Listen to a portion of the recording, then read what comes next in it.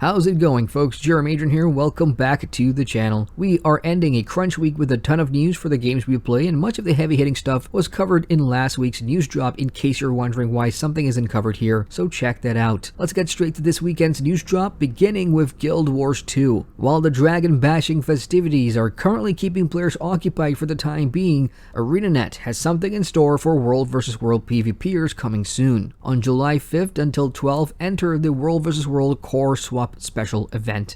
While this event is running, defeating an enemy player in World vs. World will spawn a glowing orb over their corpse for a short period of time. If you claim the orb, you will then gain access to a special skill that allows you to use the healing, utility, and elite skills of the defeated player's profession, aka class. So if you defeat a Guardian and claim the orb, you'll get a select amount of Guardian skills, for example. What say you, World vs. World players? Does this sound like an interesting take on the mode or not? Furthermore, double WXP, 25% extra World vs. World reward track progress, and 50% magic find increase are all turned on for the duration of this event. In other ArenaNet news, the original and classic Guild Wars is on sale at 50% off on the official site and on Steam. Onward to the Elder Scrolls Online.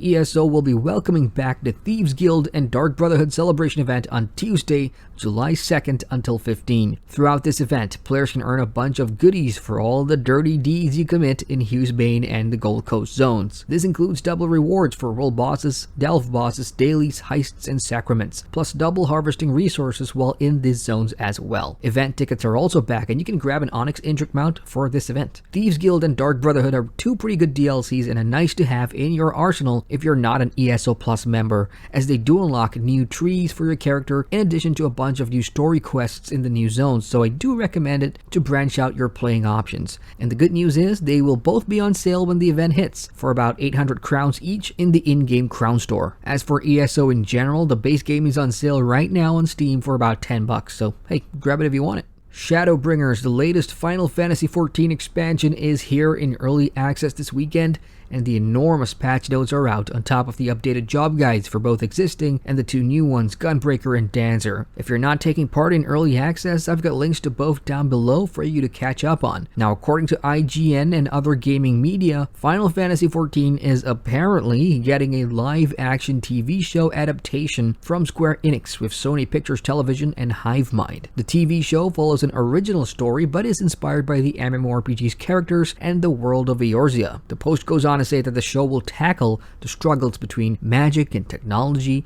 to bring peace to a land in conflict. Hivemind, by the way, is the production studio that is already involved in making the Witcher series on Netflix happen. So if this is really coming, whoa, what do you Final Fantasy XIV folks think? And now the casting speculation begins. Sean Bean as Rauban, anybody? Who's gonna play Cid? And are the Lalafell characters really castable? Let's see what happens. Black Desert Online's latest class, the SHAI, is now live in-game. As covered previously, the SHAI stands out as a unique hybrid class that has less skills overall and specializes in heals and buffs, which is a new direction for BDO. Depending on which regional version of the game that you own, there's a host of leveling up events going on right now, so hey, happy hunting and leveling up to everyone who's jumping back in to roll the new class. There should be some SHAI related quests and special events too, like treasure hunts and monster hunts, so do some of that to break the grinding monotony. Additionally, for BDO, they've brought back the 14-day guest pass with a chance to earn the game permanently should you hit level 58 within the fortnight, and game packages are on sale too for both standalone and Steam versions.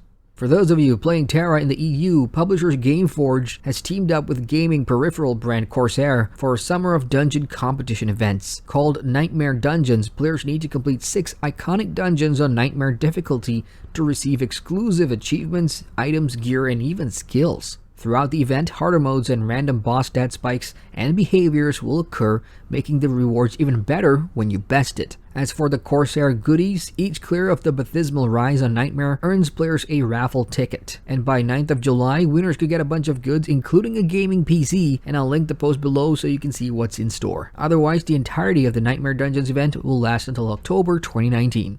Star Trek Online will be welcoming back its annual Rizian Lolunat Festival on July 2nd, simultaneously for PC and consoles. Offering much-needed R&R for captains, the summer festival will feature familiar events like powerboard races, Horgan hunting, and dance parties, all rewarding Lolunat prize vouchers, which can be exchanged for the updated T6 Rizian Corvette, plus a brand new ship that will be revealed at a later date. The event runs until August 15th, so there's plenty of time to get your galactic suntan. On the content side of things, console players now have access to Star Trek Online's latest update, Rise of Discovery, featuring 2 new episodes based on the TV show and its characters, on top of a new Tier 6 reputation to grind and new T6 starships to earn as well. Blade & Soul has published its summer producers letter this past week with some good news all around, except maybe for one, and we'll get to that in a bit. They have a new game producer, they talked about all the recent content updates including Empyrean, Fishing, and Act 10 of the epic story, plus upcoming things to look forward to in-game as well, with new tree selections for the Destroyer and Assassin classes. The only downer in the letter is that the Unreal Engine 4 conversion for Blade & Soul will be delayed to a later date, and there's talk that we won't even see it in 2019. However, if you can wait it out, Unreal 4 for Blade & Soul will be pretty sweet, I reckon. And let's be honest here, Korean MMORPGs on Unreal 3 is getting really old. Another one of Gameforge's MMOs, ELSWORD EU, is welcoming its 13th character to the anime side-scrolling game this week, known as Labby. The class archetype is a hybrid mix of melee defense and ranged attacks, and her unique ability consumes sensitivity points, which improve some attacks and special powers. ELSWORD players who choose Labby as their character also get access to new quests, story dungeons, so go check it out if you're interested.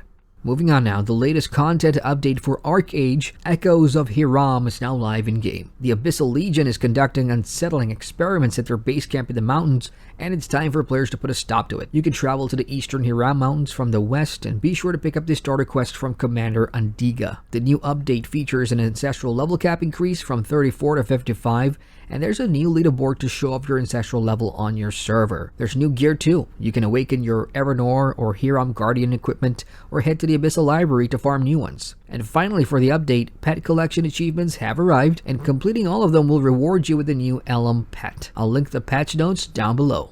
Superhero MMO Champions Online has some news for players, and it's about their intent to experiment with episodic content, a first for the game. Coming soon to CO, Serialized Stories will contain 4 chapters, and players will find one mission within each that advances the story over time. The first one, called Death Rattle, is already on the PDR, and it's about defending Millennium City from the Cobra Lords with characters like Lady Hawk helping you out. Expect to see investigations, betrayals, twists, and turns within these 4 chapters. Now, episodic content is quite the norm for MMOs today, and most of the established and big ones utilize them in some form to keep players coming back, so I think players won't have an issue with this. Separately, since we're on the subject of superhero MMOs, I know there's a bunch of you who really want me to check out the private servers for City of Heroes, and I did say I will do so, but I need some time to knock out everything on my plate at the moment, and then I'll be sure to jump in, so please bear with me. Now in the not-so-MMORPG section, let's wrap this up with Funcom's Conan Exiles. And the game has released a free major update, the Warmaker's Sanctuary. It features a new dungeon, the 4th released since launch, in addition to area overhauls, population revamp of faction capitals, new loot and recipes,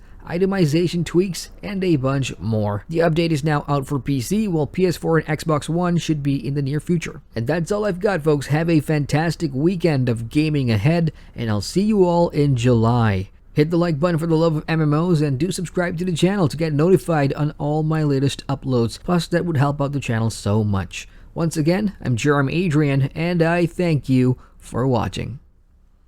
Hey folks, thanks so much for watching that video. If you guys want to watch more, you can click the subscribe button at the bottom there, or somewhere over here. And don't forget to hit that bell to get notified on all my latest videos. So I'll see you guys at the next vid. Take care.